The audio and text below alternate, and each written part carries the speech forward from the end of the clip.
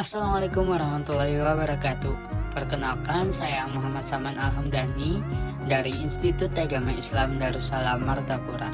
Hari ini saya akan menjelaskan sedikit tentang ulumul Quran.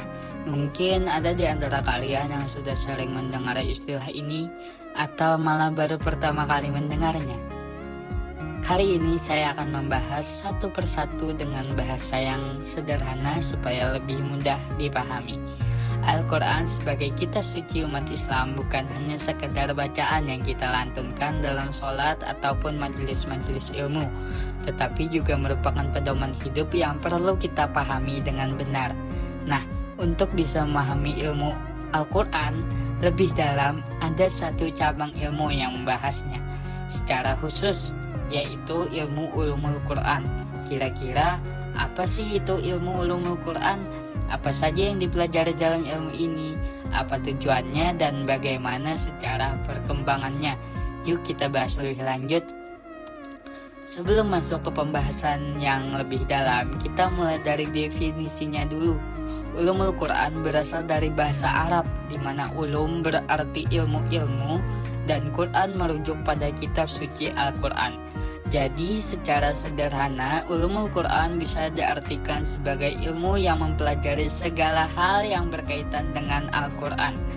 Tapi jangan salah, ulumul Quran bukan hanya sekadar ilmu yang membahas tentang isi Al-Quran, tetapi juga membahas berbagai aspek lain seperti bagaimana Al-Quran diturunkan, bagaimana cara membacanya, bagaimana memahami tafsirnya, hingga hukum-hukum yang terkandung di dalamnya. Bisa dibilang ulumul Quran adalah ilmu yang mengupas Al-Quran dari berbagai sudut pandang agar kita bisa memahami dan mengamalkannya dengan baik dalam kehidupan sehari-hari.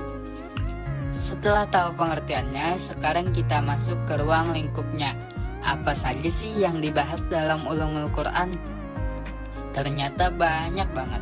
Beberapa di antaranya adalah yang pertama itu ada membahas tentang wahyu dan sejarah turunnya Al-Quran. Al-Quran tidak turun dalam satu waktu sekaligus, melainkan secara bertahap selama 23 tahun kepada Nabi Muhammad SAW. Dalam ulumul Quran, kita juga belajar bagaimana proses turunnya wahyu ini baik di kota Mekah maupun Madinah. Yang kedua itu ada mempelajari tentang asbabun nuzul. Ini adalah ilmu yang mempelajari latar belakang atau sebab-sebab turunnya ayat-ayat dalam Al-Quran. Dengan memahami asbabun nuzul, kita bisa lebih mudah mengerti konteks suatu ayat. Kemudian yang ketiga itu kita ada mempelajari Makkiyah dan Madaniyah.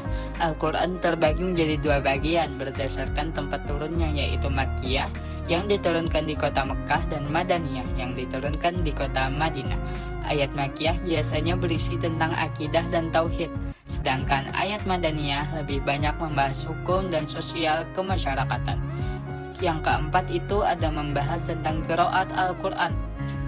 Qiraat Al-Quran itu adalah ilmu yang mempelajari cara membaca Al-Quran dengan berbagai variasi bacaan yang diwariskan oleh para qori dari generasi ke generasi.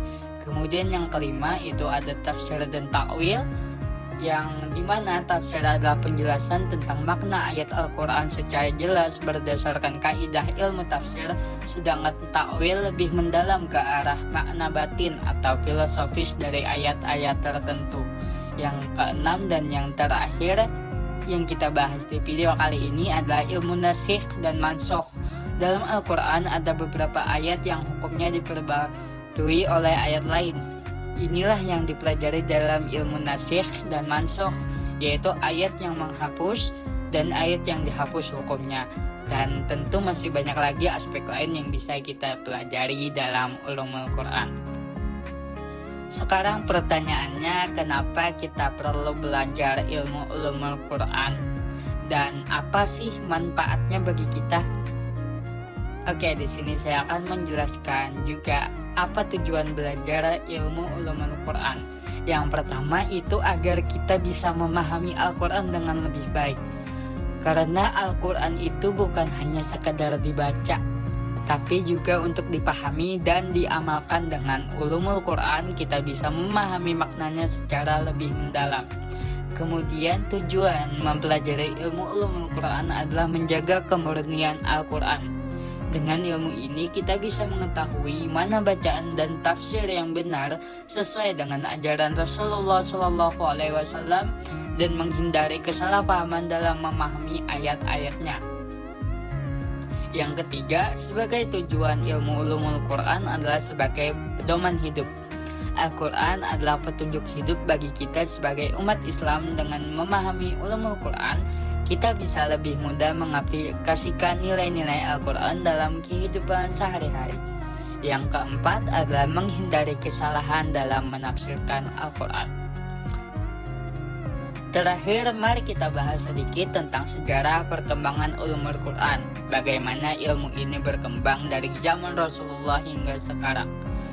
Pada zaman Rasulullah SAW, di zaman Nabi, ulumul Quran masih berupa penjelasan langsung dari Rasulullah kepada para sahabat. Kalau ada ayat yang turun, para sahabat bisa langsung bertanya kepada beliau mengenai maknanya. Yang kedua itu ada masa sahabat dan tabi'in.